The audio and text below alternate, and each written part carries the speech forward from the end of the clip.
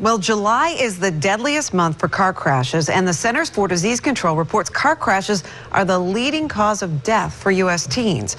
Also, many teens are driving cars that don't offer good protection or the latest safety features. Not surprisingly, teens are also more prone to being distracted while driving. Joining me now is Karyn from the Siebert Insurance Agency. Thank you for joining us today. Sure thing. Thanks for having me. Well, when I hear some of these stats, it scares me. My oldest right now is 13, so I'm not that far away from the 16-year-old first-time driver. But the risk of car crashes is highest among 16 to 19-year-olds. And I think the stat you told me was 16-year-olds get into 6 times more accidents than older drivers. Absolutely. If you put 6 16-year-olds in a room, in the next year, one of them is going to get into an accident. Oh, that is so scary. Yeah. And what's the problem? Distracted driving. They're inexperienced. They're not sure of what to do in a certain situation when a driver, tries to cut in front of them, or they just don't predict what the driver's going to do. They put too many people in the car. They're not wearing their seatbelt. They're listening to the radio too loud. Don't hear the emergency vehicle. There's all kinds of bad things that they'll do. That leads me to ask, what can parents do? How do we help?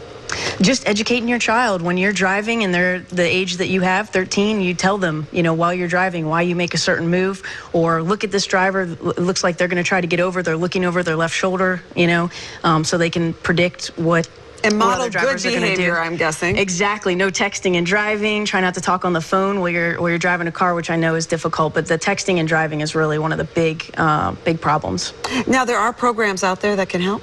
Absolutely. There's if you just Google teen driving and, what a parent can do, there's all kinds of tips and things like that out there. But there's a teen driving contract that we recommend our clients have their teens sign. And it just says that they're not going to go over the speed limit. And if they do get into a situation where they've, don't feel that they can drive, that they'll call and they're not going to get in trouble, and that they won't text and drive. They'll stay within certain limits, certain boundaries, so they're not driving to Orlando and back in one evening. That's a great idea, because I saw one of your other stats is when those accidents occur, and it's usually after dark when... Absolutely. Between 9 p.m. and 6 a.m. is when the deadly accidents happen, most of the deadly accidents. It's so scary. It's just scary thinking about putting your teenager, this child you've been, grooming their entire life, out on the road. So exactly. Whatever you can do, I guess I start now. That's what it sounds like. Absolutely. When they get those keys, it's freedom, and you just got to be scared of what they do. So just talking to them is one of the biggest preventative measures you can do. All right. Thanks, Karyn.